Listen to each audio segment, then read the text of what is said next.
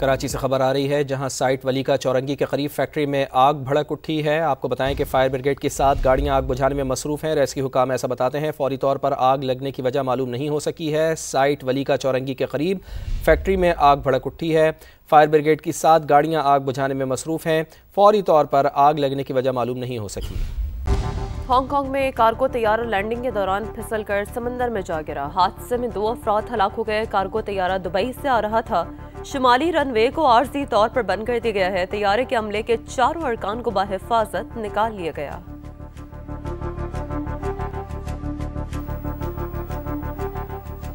गजा में जंगबंदी बरकरार है। हमास के साथ मामला पुरअमन तौर पर हल करना चाहते हैं। फायरिंग के वाक़यात में मुसल्लह ग्रुपों की क़यादत मुलविस नहीं।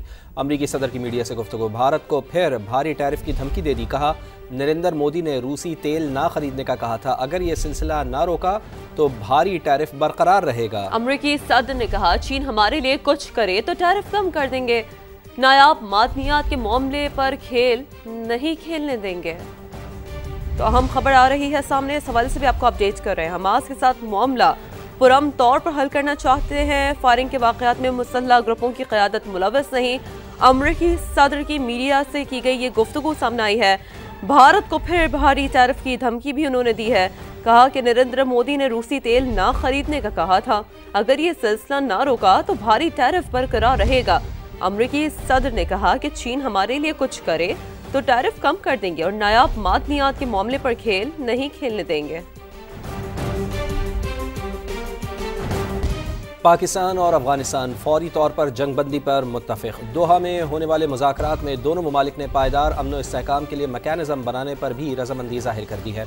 वज़ीर दिफ़ा ख्वाजा आसिफ ने एक्स पैगाम में अफगान हम मनसब के साथ मुसाफा करते हुए तस्वीर शेयर की। कहा अफगानिस्तान से दहशत गर्दी का सिलसिला फौरी बंद होगा। कतरी वज़ीर ख़ारजा के मुताबिक 25 अक्टूबर को इस्तांबुल में तफसीली बात होगी। सऊदी अरब का पाक अफगान जंग बंदी मुआहदे का खैर मकदम। सऊदी वजारत ख़ारजा ने कहा कि दोनों ममालिक ने दोहा मुज़ाकरात में अमन व इस्तेहकाम मजबूत बनाने का तरीक़ाकार तय किया। पाकिस्तान और अफगानिस्तान के दरमियान मुस्तकिल अमन कायम करने की कोशिशों का खैर मकदम करते हैं।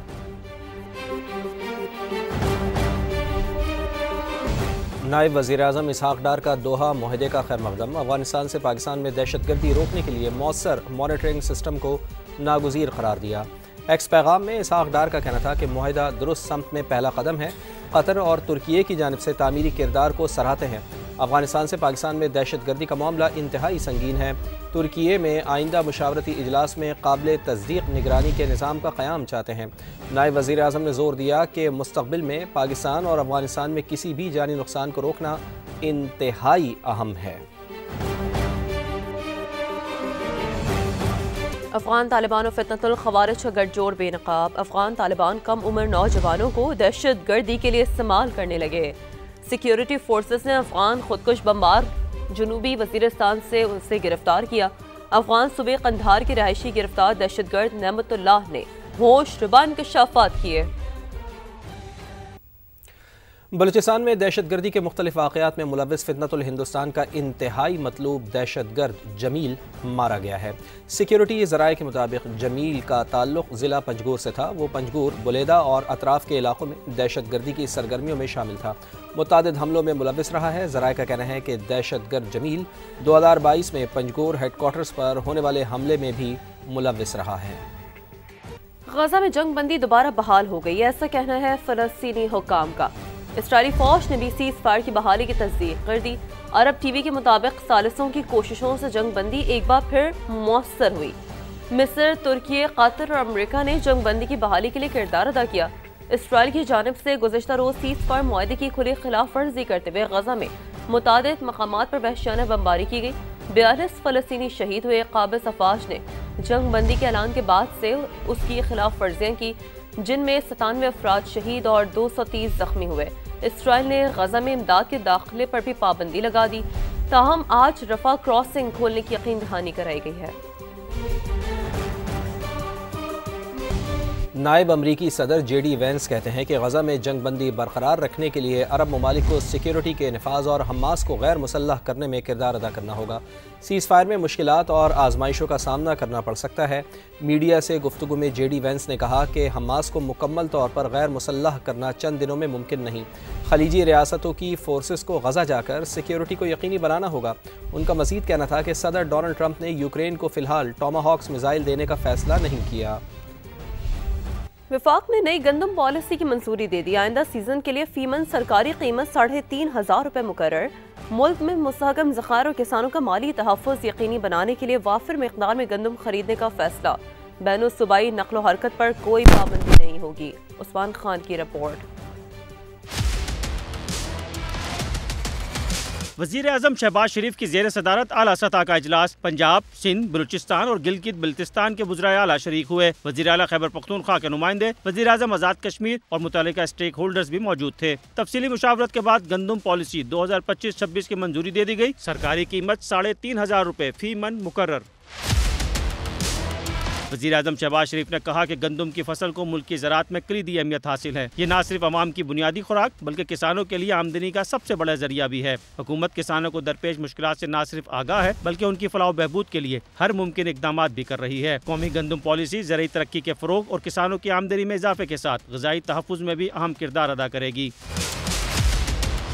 इजलास को बताया गया कि पॉलिसी में मकामी गंदम की कीमत बैन अक़वामी दरामदी निर्ख को मद्देनजर रखकर मुकर्रर की गई है। वफाक और सूबाई हुकूमतें 62 लाख टन गंदम के ज़खायर रखेंगी। गंदम की बैनुल सूबाई नकलो हरकत पर कोई पाबंदी नहीं होगी। वफाकी वज़ीर ग़िज़ाई तहफ़्फ़ुज़ की सरबराही में तमाम सूबों के नुमाइंदों पर मुश्तमिल आला सतह की कमेटी बनाने का भी फैसला। कमेटी पॉलिसी इक़दामात पर अमल दरामद की निगरानी करेगी। हफ्तावार इजलास करके बराह रास्त वज़ीर आज़म को रिपोर्ट भी दी जाएगी। मुशीर बराए वज़ीर आज़म सेनेटर राना सनाउल्लाह की PTI को मुज़ाकरात की मेज़ पर बैठकर बात करने की दावत। कहा, हमने पहले भी कहा था कि बैठकर बात करें, लेकिन ये कहते थे कि मैं छोड़ूंगा नहीं। हमने खुदा से माफ़ी मांगी, हमें माफ़ी मिल गई। जो खुदा के लहजे में कहते थे कि नहीं छोड़ूंगा, आज उन्हें माफ़ी नहीं मिल रही। वाज़े कर दिया कि मुल्क में अफरा तफरी फैलाने की इजाज़त नहीं देंगे।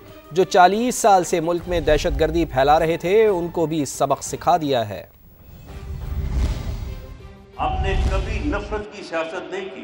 हम सियासी मामलात को टेबल पे बैठ के गुफ्तगू करके उनका हल तलाश करने को तैयार है। मुल्क जो है वो इसी तरह से आगे बढ़ते हैं। हमने उस वक्त भी इनको कहा था, तो इन्होंने उस वक्त भी कहा कि नहीं जी मैं तो छोड़ूंगा नहीं। हमने अल्लाह से माफ़ी मांगी, अल्लाह ने हमें माफ़ किया। और जो खुदा के लहजे में कहते थे कि हम किसी को माफ़ नहीं करेंगे, हम किसी को नहीं छोड़ेंगे, अब उनको खुद माफ़ी नहीं मिल रही। जो मामलात को टेबल पे बैठ के तय नहीं कर सकते तो वो फिर क्या चाहते हैं? वो अफरा तफरी चाहते हैं और इसकी इजाज़त हम बिल्कुल नहीं देंगे। जिसको पिछले 40 साल से इजाज़त मिली हुई थी उनका भी नाटका जो है ना वो आज से 4 दिन पहले बंद हो गया। उनको भी अब ये वाज़े कर दिया है कि तुम्हारे मुल्क से पाकिस्तान में कोई दहशतगर्द दाखिल नहीं होगा और जब तक तुम इसका इंतज़ाम नहीं करोगे उस वक्त तक तुम्हारी ठुकाई इसी तरह से होगी। आगे बढ़ते हैं, बताते हैं कि आज दिवाली के त्यौहार पर फिजा आलूदा रहने का इम्कान है। हुकूमत पंजाब ने एडवाइजरी जारी कर दी है।